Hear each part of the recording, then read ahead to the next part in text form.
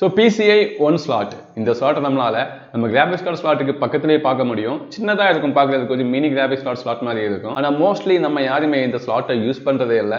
நிறைய பேருக்கு இன்னுமே தெரியல இந்த slot எதுக்கு யூஸ் ஆகுது, எதுக்கு யூஸ் பண்ணலாம்ங்கறத. So இந்த வீடியோல இந்த slot பத்தி தான் பார்க்க போறோம். இந்த PCIe 1 slot எந்த விஷயத்துக்கெல்லாம் யூஸ் ஆகுது, இதுல எந்தெந்த கமெண்ட்ஸ் நம்மளால இன்ஸ்டால் பண்ண முடியும், இது எவ்வளவு ஸ்பீட்ல வர்க் ஆகுதுங்கறத full detail இந்த வீடியோல பார்க்கலாம். So எல்லா மதர்போர்ட்லயுமே இந்த PCIe slot இருக்க தான் செய்யுது. So இந்த PCIe slot எதுக்கு யூஸ் ஆகுதுன்னா ரொம்ப ஹை ஸ்பீட்ல வர்க் ஆகுற கமெண்ட்ஸ் எல்லாமே இன்ஸ்டால் பண்ணி யூஸ் பண்றதுக்கு தான் இந்த PCIe slot யூஸ் பண்றோம். ஏன்னா இந்த PCIe slot ரொம்பவே ஃபாஸ்டா இருக்கும். So இது நம்ம மதர்போர்டோட ஃபார்ம் ஃபேக்டரை பொறுத்து தான் சேஞ்ச் ஆயிட்டு இருக்கும். அதாவது நம்மளோட மதர்போர்டோட சைஸ் பொறுத்து. இப்போ நம்ம full ATX மதர்போர்ட் எடுத்தோம்னா அதுல 2 ல இருந்து 3 1x slot கொடுத்திருப்பாங்க. அதே நாம மைக்ரோ ATX மதர்போர்ட் எடுத்தோம்னா அதுல 2 slot கொடுத்திருப்பாங்க, 2 1x slot இருக்கும். ஆனா நாம மினி ITX எடுத்தோம்னா அதுல 1x slot இருக்காது, ஒரே ஒரு PCIe 16 slot மட்டும் தான் இருக்கும். ஏன்னா அதோட சைஸ் ரொம்ப கம்மியா இருக்கும். ITX பில்ட் பண்றவங்க தான் அந்த மதர்போர்டை யூஸ் பண்ணுவாங்க.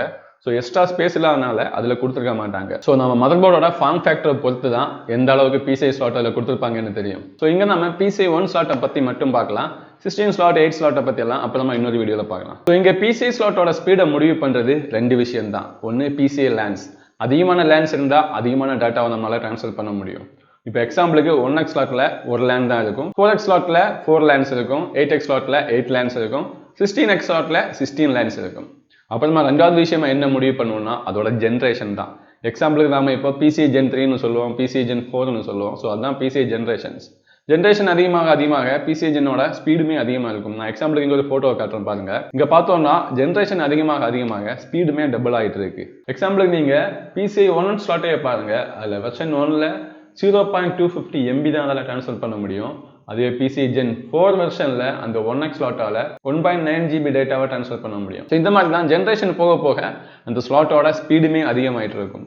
ஆனால் லேன்ஸ் சேம் தான், ஒரே லேண்ட் தான் இருக்கும். 1x ஸ்லாட்ல 16x ஸ்லாட்ல 16 லேன்ஸ் தான் இருக்கும். ஆனால் அதோட ஸ்பீடு ஜென்ரேஷன் போக போக இன்க்ரீஸ் ஆகிட்டே இருக்கும். ஸோ நம்ம மதர்போர்டில் எந்த ஜென்ரேஷன் PCIe ஸ்லாட் இருக்குன்னு பார்க்கணும்னா அந்த மதர்போர்டோட ஜென்ரேஷன் அப்புறமா அதில் இருக்க சிப்செட் தான் அதை டிசைட் பண்ணும். எக்ஸாம்பிளுக்கு நீங்க இப்போ AMD எடுத்துட்டீங்கன்னா AMDயோட B450 இது எல்லாருக்குமே தெரியும். இதுல PCIe Gen 3 தான் சப்போர்ட் ஆகும். அதே AMDயோட B550 அதை எடுத்தோம்னா அதுல PCIe Gen 4 சப்போர்ட் ஆகும். So latest generation plus latest chipset இருந்துன்னா அது அதிகமான PCIe வெர்ஷன் சப்போர்ட் ஆகும், அது இன்னுமே ஸ்பீடா ஒர்க் ஆகும். ஸோ இங்க நம்மளோட PCIe ஸ்லாட்ல எந்த அளவுக்கு லேன்ஸ் இருக்கு அப்படிங்கிறது தெரிஞ்சுக்கணும்னா அந்த PCIe ஸ்லாட்டோட சைஸை பார்த்தாலும் தெரியும், அதோட நெய்மை பார்த்தாலுமே தெரியும். எக்ஸாம்பிளுக்கு PCIe x 16 இதுல தான் நம்ம மோஸ்ட்லி கிராபிக்ஸ் கார்ட்ஸ் எல்லாமே இன்ஸ்டால் பண்ணுவோம் இப்போ. ஸோ அதில் 16 லேன்ஸ் கொடுத்துருக்காங்க. ஸோ அதுவே PCIe Gen 8ன்னு சொன்னால் அதில் 8 லேன்ஸ் இருக்கும். நாம் இங்கே PCIe x 1 பார்க்குறோம், 1x slot. ஸோ அதில் ஒரே ஒரு லேன் தான் இருக்கும். ஸோ இதை ஞாபகம் வச்சுக்கோங்க, அப்புறமா யூஸ் ஆகும். ஸோ எல்லாருக்குமே தெரிஞ்சது தான் PCIe x 16 slot. அதில் நம்ம கிராபிக்ஸ் கார்டு எல்லாமே இன்ஸ்டால் பண்ணுவோம். மோஸ்ட்லி எல்லாருமே அதுதான் யூஸ் பண்ணுவோம். ஸோ இப்போ இந்த PCIe 1 slotல என்னென்ன காம்பவுண்ட்ஸ் இன்ஸ்டால் பண்ணலாம், இது எதுக்காக மோஸ்ட்லி யூஸ் ஆகுறது அப்படிங்கிறத பார்க்கலாம். ஃபுல்லாக எல்லா லிஸ்ட்லையுமே பார்க்க போகிறது இல்லை. நான் எல்லா லிஸ்ட்டும் எடுத்தோம்னா நிறைய காம்பவுண்ட்ஸை இன்ஸ்டால் பண்ண முடியும். ஆனால் நாம எங்க மோஸ்டா யூஸ் ஆகிற பெஸ்ட் காம்பவுண்ட்ஸை பற்றி மட்டும் பார்க்கலாம். ஸோ முதலாவது இதை எதுக்காக யூஸ் பண்ணுறாங்கன்னா வைஃபை கார்டுக்காக தான். இந்த வைஃபை கார்டுனா என்னன்னா நீங்கள் மதர்போர்டு வாங்கும்போதே அதுலேயே வைஃபை கூட வந்துடும் சில பேருக்கு. இல்லைன்னா ஆஸ்வாக் மாதிரி மதர்போர்டு எடுத்தோம்னால வைஃபை கீ கொடுத்துருப்பாங்க. நாம வைஃபை கீயை அப்புறமா கூட இன்ஸ்டால் பண்ணி வைஃபை யூஸ் பண்ணிக்கலாம். ஸோ அந்த ஆப்ஷன் இல்லாதவங்களுக்கு தான் இந்த PCIe 1 slot. இதில் நம்ம வைஃபை கார்டை இன்ஸ்டால் பண்ணிட்டோம்னா நமக்கு வைஃபை வந்துடும். அப்புறமா ரெண்டாவது மோஸ்ட்லி எதுக்காக யூஸ் பண்றாங்கன்னா எதர்நெட் நெட்வொர்க் கார்டுக்காக தான். இனிமே ஹை ஸ்பீடான நெட்வொர்க் வேணும் அப்படின்னு நினைக்கிறவங்களுக்கு இந்த PCIe 1 ஸ்லாட்டை யூஸ் பண்ணலாம். ஆனால் இதில் ஒரு சின்ன லிமிடேஷன் இருக்கு. இந்த PCIe 1 ஸ்லாட்ல 1 GB/s லேன் மட்டும்தான் சப்போர்ட் இருக்கு. அதுக்கு மேலே ஹை ஸ்பீடா 10 GB/s நெட்வொர்க் வேணும்னா நீங்க PCIe X4 ஸ்லாட்டை தான் யூஸ் பண்ணணும். அதுல 4 லேன்ஸ் இருக்கும். அதால மட்டும் தான் 10 GB/s லேன் டேட்டாவை கேரி பண்ணிட்டு போக முடியும். ஸோ இங்க பாத்தீங்கன்னா அதிகமான டேட்டாஸ் வேணும்னா அதிகமான PCIe லேன்ஸ் தேவைப்படுது, அதையுமே நோட் பண்ணிக்கோங்க. அப்புறமா மூணாவது எதுக்காக யூஸ் பண்றாங்கன்னா வீடியோ கேப்சர் கார்டு. இதை ஸ்ட்ரீமிங் பண்றவங்க, கேமிங் பண்றவங்க மோஸ்ட்லி யூஸ் பண்ணுவாங்க. எல்காடோ அப்படின்னு சொன்னா நிறைய பேருக்கு தெரிஞ்சிருக்கும். இந்த எல்காடோ கேப்சர் கார்டை யூஸ் பண்றதுக்கு இந்த PCIe 1 ஸ்லாட்டை கூட யூஸ் பண்ணலாம். ஆனால் இங்கேயுமே ஒரு சின்ன லிமிடேஷன் இருக்கு. நம்மளால PCIe 1 ஸ்லாட்ல Full HD மட்டும் தான் கேப்சர் பண்ண முடியும், அதாவது 1080p டேட்டா. அதுக்கு மேல நம்ம 4Kல தான் கேப்சர் பண்ணணும். 4Kல ஸ்ட்ரீமிங் பண்ணணும்னா PCIe x 4 ஸ்லாட் தான் யூஸ் பண்ணணும். ஏன்னா அதுல தான் அதிகமான லேன்ஸ் இருக்கு. 4K கேப்சர் பண்ற அளவுக்கு டேட்டாஸை அந்த ஸ்லாட்டால தான் கேரி பண்ணிட்டு போக முடியும். அப்புறமா டெடிகேட்டட் சவுண்ட் கார்ட்ஸ். இந்த சவுண்ட் கார்ட்ஸ் எல்லாமே இப்போ ஒரு மதர்போர்டில் இன்ஸ்டால் ஆகி தான் வரும். இருந்தாலுமே அதிகமாக இன்னும் பெட்டரான ஆடியோ எக்ஸ்பீரியன்ஸ் வேணும் அப்படின்னு நினைக்கிறவங்க இந்த டெடிகேட்டட் சவுண்ட் கார்ட்ஸை போடுவாங்க. இந்த சவுண்ட் கார்ட்ஸ் எல்லாமே கொஞ்சம் எக்ஸ்பென்சிவ் தான்.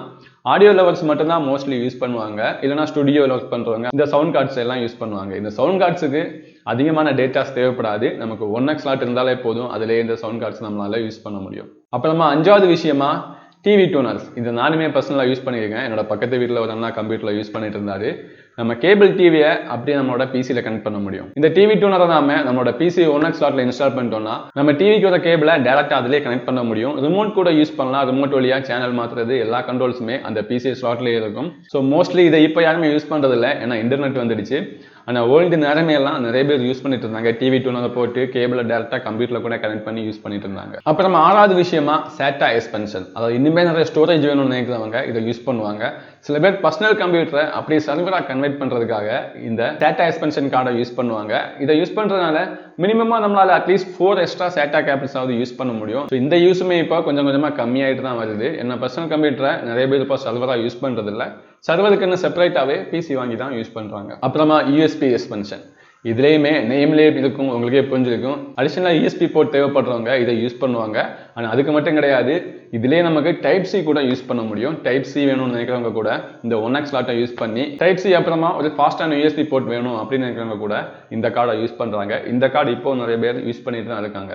அப்புறமா 8வது விஷயமா PCI ரைசர் கார்டு. இந்த PCI ரைசர் கார்டு என்னன்னா, நமக்கு இங்கே இப்போ ஒரு PCI ஸ்லாட் இருக்கு, அதுலேருந்து மல்டிபிள் PCI ஸ்லாட்டுக்கு கன்வெர்ட் பண்ணி எடுக்கிறதுக்கு தான் இந்த PCI ரைசர் கார்ட்ஸை யூஸ் பண்ணுவாங்க. எக்ஸாம்பிளுக்கு இங்கே தான் காட்டுறேன் பாருங்க. PCI 1 ஸ்லாட் அதுலேருந்து 4 PCI 1 ஸ்லாட்டாக செப்பரேட் பண்ணி எடுக்கிறாங்க. ஸோ இப்படி எடுக்கிறதுனால ஓகே தான், நம்மளால அடிஷனலாக காம்பன்ஸை யூஸ் பண்ண முடியும். அதுக்காக இங்கே ஸ்பீடு எதுவும் சேஞ்ச் ஆக போகிறது இல்லை. 1 ஸ்லாட்டில் ஒரே ஒரு லேண்ட் தான், அதே தான் இங்கேயுமே அதே ஒரு லேண்ட் தான் ஸ்பிளிட் ஆகி 4 லேண்ட்ஸாக வரும். இங்கே 4 ஸ்லாட் இருக்கிறதுனால அடிஷனலாக 4 லேண்ட்ஸ் எதுவும் வரப்போகிறது இல்லை. அதே 1 லேனை தான் ஸ்பிளிட் பண்ணி 4 லேண்ட்ஸாக யூஸ் பண்ணிட்டு இருக்கோம். ஸோ இங்கே 1 லேனோட ஸ்பீடு தான் டோட்டலாகவே இந்த 4 லேண்ட்ஸுக்குமே இருக்கும். அடிஷனலாக எந்த ஒரு ஸ்பீடுமே வராது. ஸோ இந்த 8 காம்பனன்ட்ஸ் தான் இப்போ வரைக்குமே மோஸ்ட்லி யூஸ் பண்ணிட்டு இருக்காங்க இந்த PCI 1 ஸ்லாட்டில். ஸோ இப்போ இந்த வீடியோவில் கண்டிப்பாக உங்களுக்கு ஏதாவது இன்ஃபர்மேஷன் கிடைச்சிருக்குன்னு நம்புகிறேன். இனிமேல் உங்களுக்கு ஏதாவது டவுட் இருந்ததுன்னா கமெண்ட்டில் சொல்லுங்கள், நான் கண்டிப்பாக அதை எக்ஸ்பிளைன் பண்ணுறேன், இல்லை நான் வீடியோ போடுறேன். ஸோ இந்த வீடியோ பிடிச்சிருந்தா லைக் பண்ணுங்கள், என்னோட சேனலை மறக்காமல் சப்ஸ்கிரைப் பண்ணுங்கள்.